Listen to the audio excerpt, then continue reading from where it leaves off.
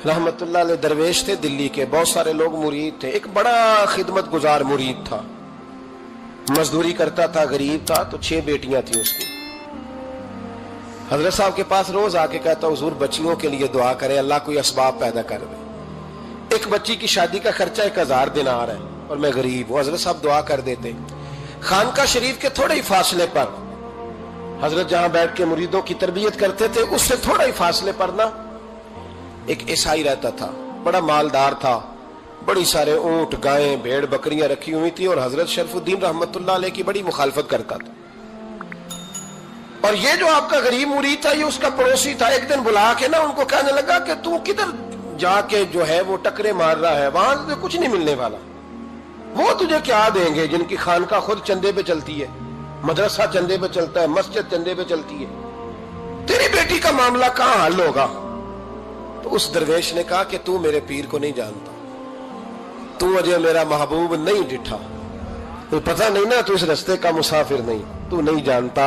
उनका बस चले ना तो वो हर कीमत में मेरी बेटियों की शादी करा दे। अब वो ईसाई था, कहने लगा अच्छा चलो ठीक है, अगर इतनी बात है ना तो जाओ उनसे जाके कह दो कि 6 साल के लिए मेरे साथ मुआहदा कर लें, तो मेरे जानवरों को चारा डाल दिया करे, 6 साल ड्यूटी करे, मैं 6000 दिनार दे देता हूं। वो मेरे साथ 6 साल मेरे जानवरों को चारा डाले, रखते हैं ना आप चारा डालने के लिए एडवांस पैसे दे के। अब तो लोग उन्हें भी गुलाम ही बना लेते हैं, बड़ी थोड़ी तनख्वाह देते हैं, जुल्म करते हैं, पूरा मुआवजा नहीं देते। हजरत शेख शरफुद्दीन के बारे में वो कहने लगा, जब अपने पीर से जाके कह के मेरे जानवरों को 6 साल चारा डाले, मैं 6000 दे देता हूं, तू जो कहता है हर कीमत पे जाने को तैयार है। उसने जब ये बात की तो मुरीद ने नाराज हो गया, वो लड़ाई हो गई, गिरबान पकड़ लिया, झगड़ा हुआ, बात बड़ी दूर गई। इस तरह की बात करता मेरे हजरत के बारे में, तेरे जैसे कई मैं वहां काम पे रखा दूं। जब वो बड़ी बहस हुई, बात मोहल्ले में, इलाके में फैल गई, दुनिया ने सुन ली, तो शेख शरफुद्दीन तक भी पहुंच गई। इस तरह झगड़ा हुआ है। लोग सो गए इशा की नमाज के बाद। हजरत साहब ने ना सर पे कपड़ा लिया, उस ईसाई के दरवाजे पे दस्तक दी, वो बाहर आया, फरमाने लगे लोग तो सोच समझ के मुलाजम रखते हैं, तूने भी तो सोच ही लिया होगा, तभी तो मुझे ऑफर की है। तू अपनी ऑफर पे कायम है? वाकई मुझे रख लेगा और 6000 दिनार दे देगा? कहने लगा जा बाबा काम कर अपना। फरमाया नहीं, तूने इतने लोगों में बात की, इतनी बहस हुई, तो कायम है? कहने लगा मैं तो कायम हूं, पर आपने नहीं कायम रहना। फरमाया मैं सोच समझ के आया हूं। उसने कहा आप ड्यूटी करेंगे, भैंसों को चारा डालेंगे? फरमाया एक शर्त, बस जब अजान हो जाए ना तो मुझे रब की नमाज पढ़ने की इजाजत दे देना, बाकी सुबह शाम जो तू कहेगा। अगर उस गरीब की बेटियां ब्याही जाए तो मुझे और क्या चाहिए? उसकी 6 बेटियों का बोझ है उसके सर पे, तू मुझे रख ले। अल्लाह अकबर। वो कहने लगा चले पे मेरे साथ खते बंदगी कर ले। आजकल हम स्टाम्प करते हैं, उस जमाने में खते बंदगी होता था, गुलामी का खत, काजी शहर के पास, यानी उसका ख्याल था कि चलो स्टाम्प की बात करूंगा तो भाग जाएंगे। फरमाया चल मैं तैयार हूं। काजी तक गए, तय हो गया, 6000 दिनार दे दिए। हजरत ने मुरीद को बुलाया, फरमाया पुत्र ये ले जा मेरी बेटियों को रवाना कर दे। कहने लगा हुजूर ये क्या कर रहे हो आप, कुछ सोचे? फरमाया यार जब तुझे बेटा बना लिया तो फिर मेरी पोतियां तो लगती हैं ना, मेरा हक तो बनता है ना, जा जाके ड्यूटी कर, उनको ब्याह दे। बात फैल गई, बादशाह भी अकीदतमंद था, वो 12000 दिनार लेके पहुंचा। क्या बताऊं इन रब के बंदों का दिल कैसा होता है, क्या दर्द होता है, क्या रंग। 12000 दिनार लेके बादशाह आया और आके हजरत को पेश किए, का हुजूर आप दें इस ईसाई को डबल दें और जाए काम करें।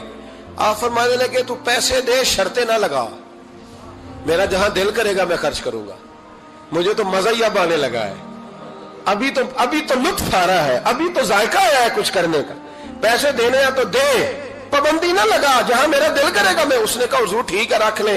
हजरत ने फजर मस्जिद में पढ़ी, जेब में 12000 दिनार थे, ऐलान फरमाया भी किसी और की बेटी भी बैठी है तो पैसे मेरे पास है।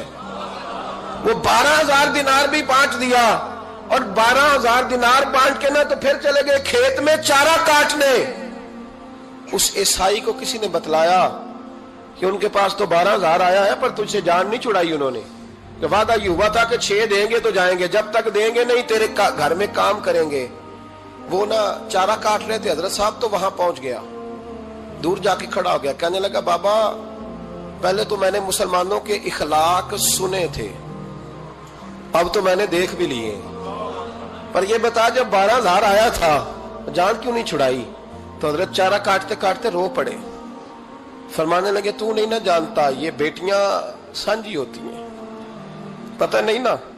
میرے رسول پاک نے تو حاتم تائی کی بیٹی کے سر پہ کپڑا رکھ کے کہا تھا بیٹیاں برابر ہوتی ہیں، تو یہ نہیں پتا جب اس کی 6 بیٹیوں کی شادی ہوئی ہے میرے اندر روحانیت کتنی بڑی ہے۔ فرمایا پھر 12,000 آیا ہے تو 2-4 بچیاں پھر گئی ہیں، تو یہ نہیں پتا میں اندر سے راضی کتنا ہوں، میں تیری نوکری کرتا رہوں گا، پتہ نہیں اللہ کتنی بیٹیوں کو بیاہ دے گا۔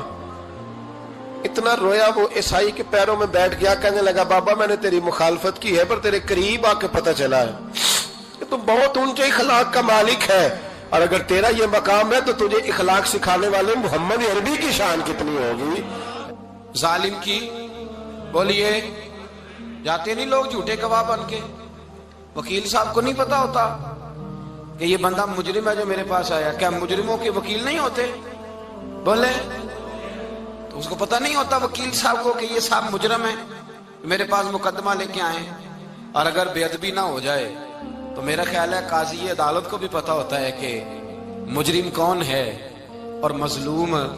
میرے نبی پاک صلی اللہ علیہ وسلم نے اس قدر زیادہ سختی فرمائی اس مسئلے میں، فرمایا جس کو پتا تھا کہ فلاں آدمی ظالم ہے، ظلم کر رہا، پھر وہ ظالم کا گواہ بنا یا اس نے ظالم کی مدد کی، کتنی کی؟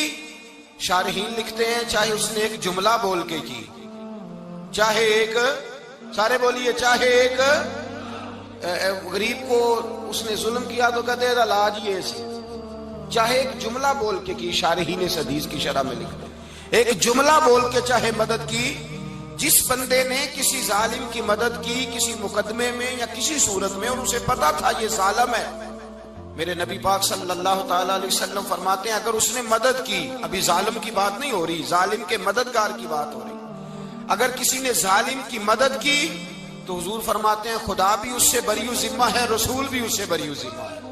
سنبھال کے رکھے اپنی نمازیں، قربانیاں، حج، زکوٰۃ سنبھال کے رکھے۔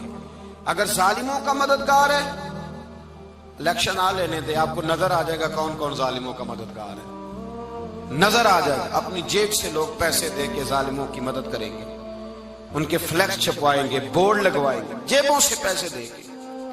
ہم نے خود آگ لگائی ہے چمن میں اپنے، بے سبب گردش ایام کو الزام نہ دو، ہم نے خود نور کا ظلمت سے کیا ہے سودا، کر کے توہین سحر شام کو الزام نہ دو۔ ظالموں کے مددگار میدان میں آ گئے، یہ چھوٹا لفظ نہیں، میرے حبیب پاک صلی اللہ علیہ وسلم نے فرمایا جو ظالم کا مددگار ہے سن لے جو سجن کے ساتھ کچہری جاتا ہے، وہ یاد رکھے جو دوست کا گواہ بنتا ہے، وہ یاد رکھے جو کہتا ہے میں مانگی گیا تھا، مجھے بلایا گیا تھا قبضہ چھڑانے کے لیے کسی غریب بیوہ کی جائیداد پہ، کب وہ سن لے تو مدد کر کے نہیں آیا، تو خدا کے ذمے سے نکل گیا ہے۔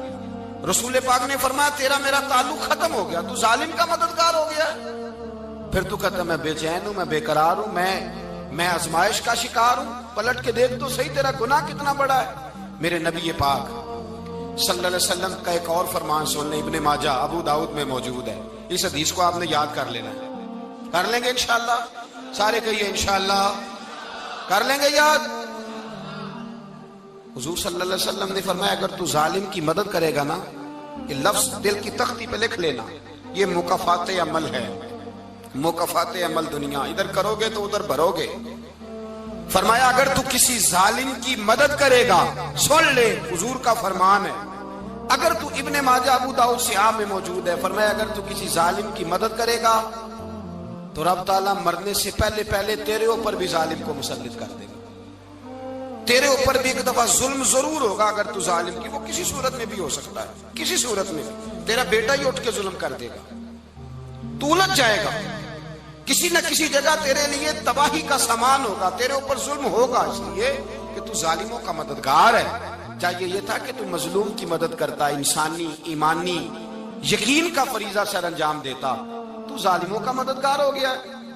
ٹٹول کے دیکھ لیں، رزلٹ نکال کے دیکھ لیں، ہمارے زمانے میں ظالموں کے مددگار زیادہ ہیں، اتنی لمبی زبانیں نکال کے ظالموں کی مدد کرتے ہیں، بڑے بڑے کالم نویس اللہ نے انہیں قدرت دی لکھنے کی، تو اپنا قلم ظالموں کی مدد میں خرچ کرتے ہیں۔ وہ لوگ جن کو اللہ تبارک و تعالیٰ نے قدرت دی، ہمت دی، طاقت دی، کچھ لوگ ان کے حلقہ احباب میں، وہ اپنے لوگوں کو استعمال کر کے ظالموں کی مدد کرتے ہیں، ظالموں کی مدد کرتے ہیں۔ میرے نبی کریم سید عالم نور مجسم صلی اللہ علیہ وسلم نے فرمایا اگر تو نے ظالم کی مدد کی تو جب تک تو توبہ نہیں کرے گا رب تجھ سے ناراض ہی رہے گا۔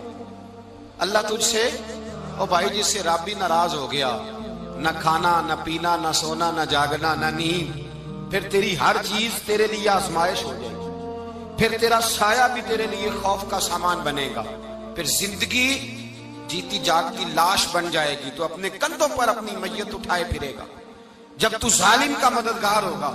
اور نبی پاک صلی اللہ علیہ وسلم نے فرمایا ظالموں کا مددگار بھی ظالم ہوتا ہے، ظالموں کا مددگار بھی، سارے بولے ظالموں کا مددگار بھی نہیں، کو نہیں، آپ سارے نہیں بولے، ایک دفعہ بولے ظالموں کا مددگار بھی، پکی بات ہے، ظالموں کا مددگار بھی۔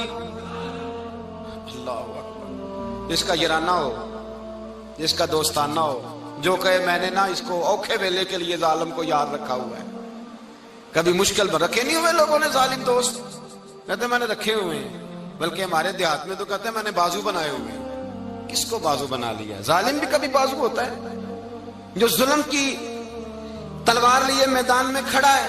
قارون، حامان، فرعون، نمرود کا حال نہیں لوگوں نے دیکھا؟ اپنے زمانے میں آپ نے کتنے لوگ نہیں دیکھے جن کے سائے سے، آواز سے لوگ کانپتے تھے؟ پھر پولیس کی گاڑیوں میں وہ اس طرح مردہ پڑے کہ دنیا نے تماشا دیکھا ان کا۔ یہ رنگ ہم نے دیکھے نہیں اپنے آنکھوں سے۔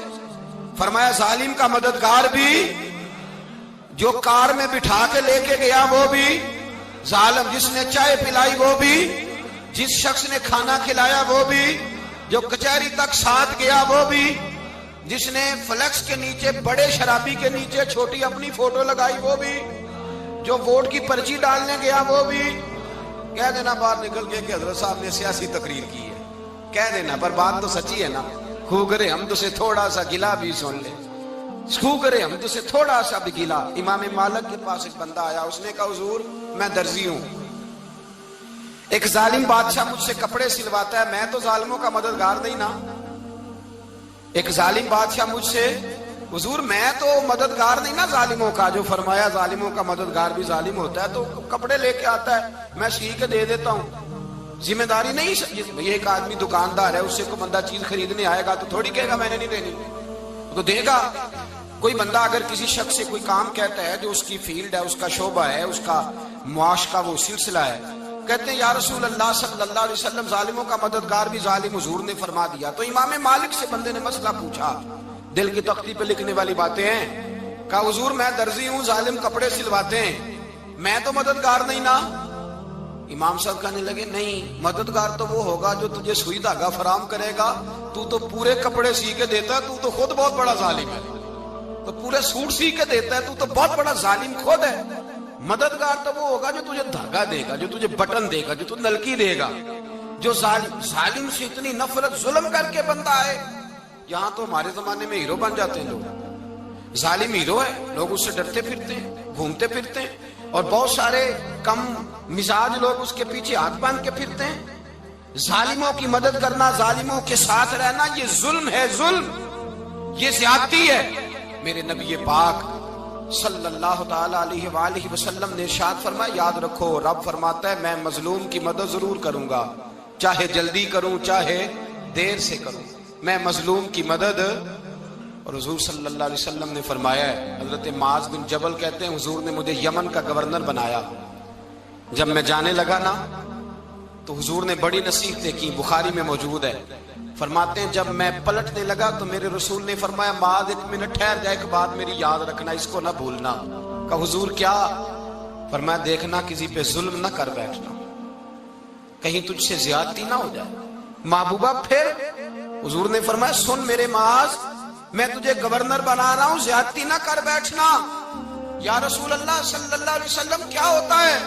تو میرے کریم نے فرمایا جب مظلوم دعا کے لیے ہاتھ اٹھاتا ہے تو عرش کا مالک کہتا ہے فرشتوں پیچھے ہٹ جاؤ، अर्श का मालिक कहता है फरिश्तों और अगर आपने अभी तक हमारा चैनल सब्सक्राइब नहीं किया तो फौरन सब्सक्राइब कीजिए, साथ ही बेल आइकॉन पर क्लिक करें ताकि मजीद आने वाली वीडियो है वो आपको वक्त पर मिलती रहे। अल्लाह हाफिज।